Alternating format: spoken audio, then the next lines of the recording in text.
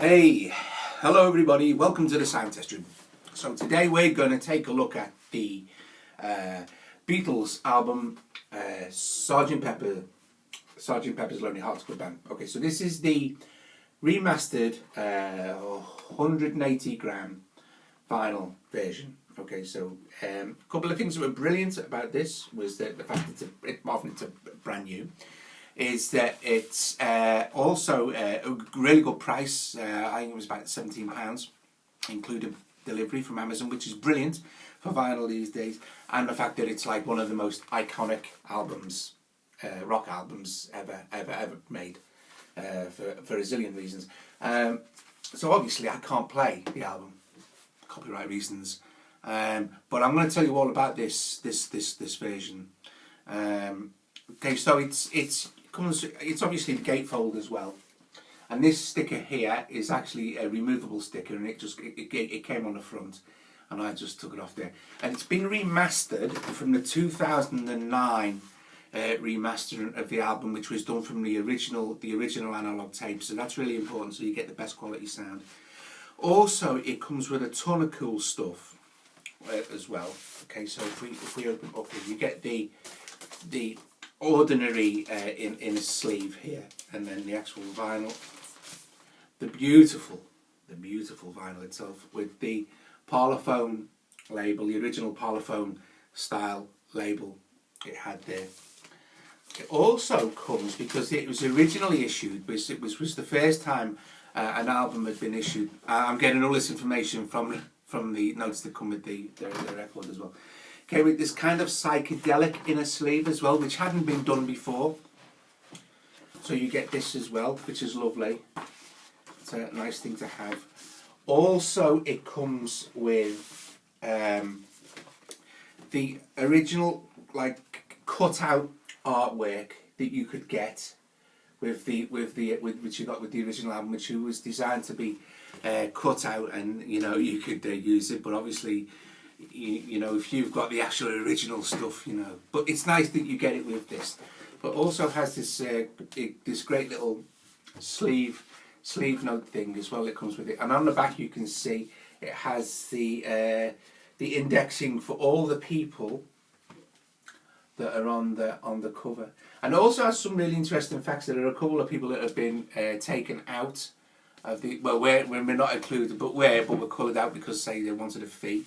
It's all explained here, but the very nice thing is that you get the list of everything there, and all the relevant information. And then you get this little introduction by Paul McCartney. It tells you a little bit how the concept came about. He had the concept whilst coming back from America about creating an alternate band called Sgt. Pepper's Lonely Hearts Club Band.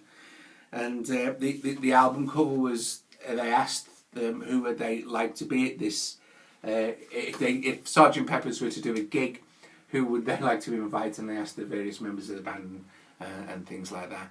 So that's how the cover came about. Also inside this is some fabulous information from Peter Blake, who designed the cover.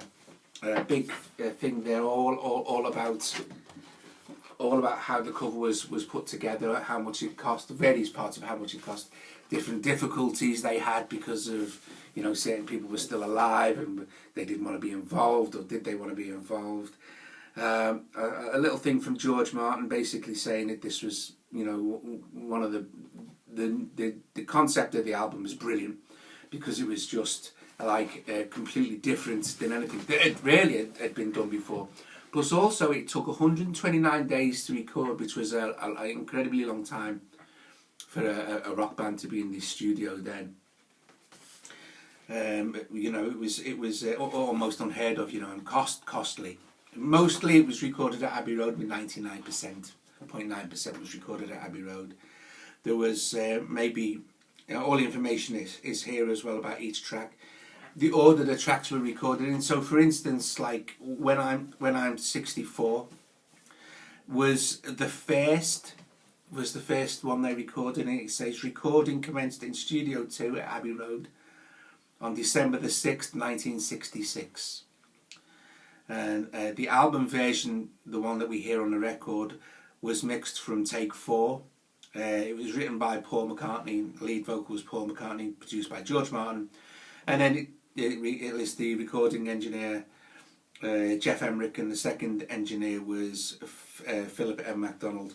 And it goes on and it gives that information for every single track. It's very cool. Also, something else mind-bogglingly interesting, which I didn't know, but I'm sure the information is out there, obviously it is. But there were 3 other songs that were recorded with the Sgt. Pepper sessions, and they were Strawberry Fields, Penny Lane, and I'm Only a Northern Song, which I never knew they were recorded in exactly the same sessions as Sgt. Pepper. So yeah, I mean, it's a phenomenally good album. You know, production wise for its day, it's still brilliant. It's still brilliant. I mean, Joe listened to this last night. You know, the remastered version, and it's phenomenally good. I mean, you know, they went stereo mental in them days. You know, there's things like the drums are just over one side, you know, and then you've got the vocal over the other side. Things you would never do now, but it gives such a wide sound, you know. And the bass guitar is so well, just the sound of the bass is absolutely brilliant. The remastering is superb. The album itself is ludicrously good. It's almost flawless in its you know, in its concept and presentation. There are no real. It was weird as well because there are no real gaps between the tracks, which was also again kind of unheard of. And also as well, apparently it was the first album ever to feature the lyrics printed on the sleeve at the back. Yeah, one of the first gatefold albums as well.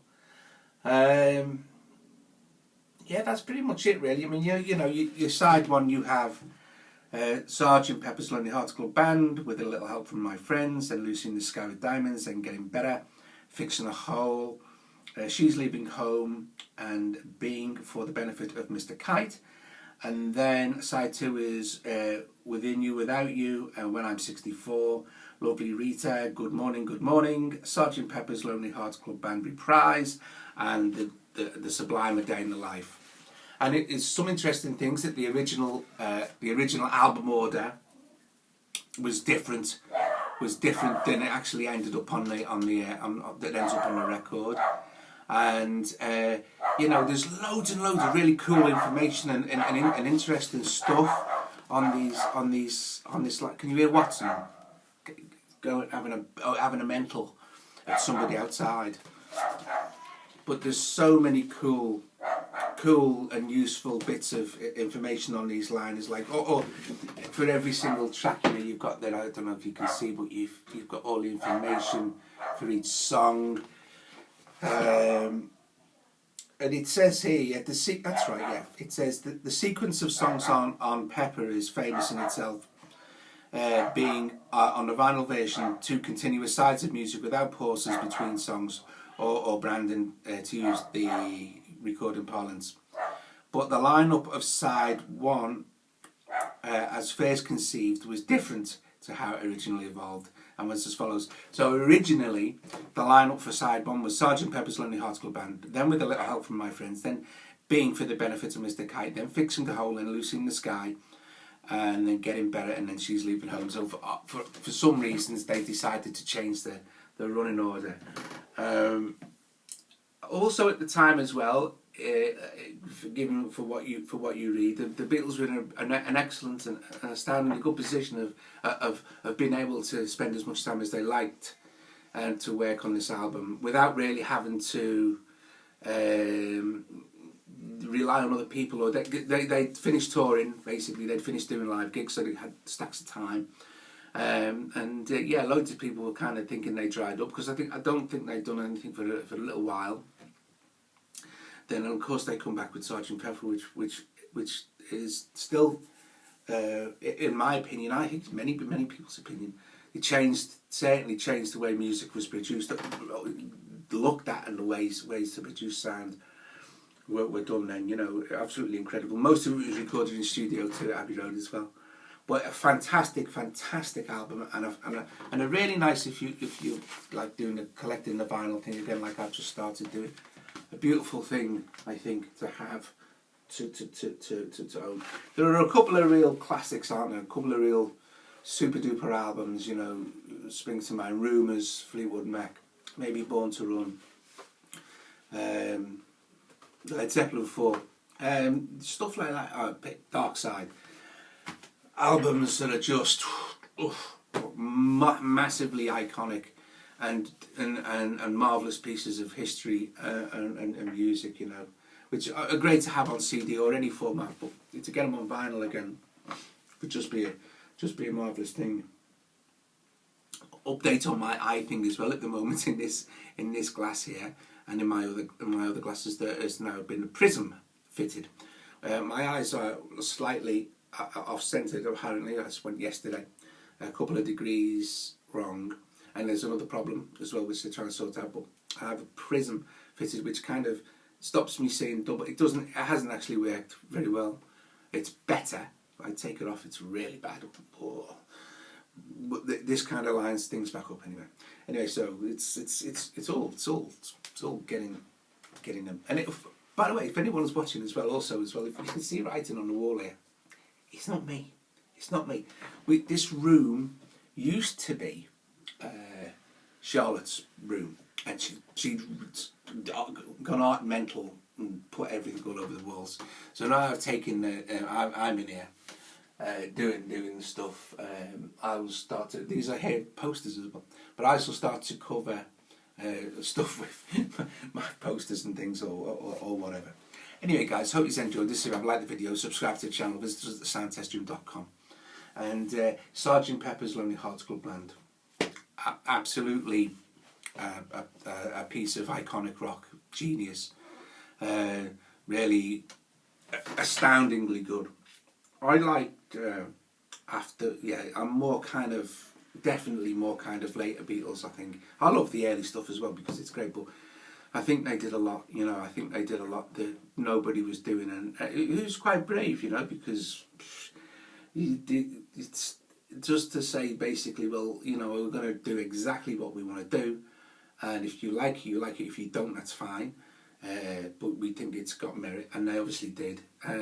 So this, you know, Let It Be, the White Album, it's just brilliant. Anyway, hope you enjoyed this. If you have, I've done all that bit, and so I'll see you later.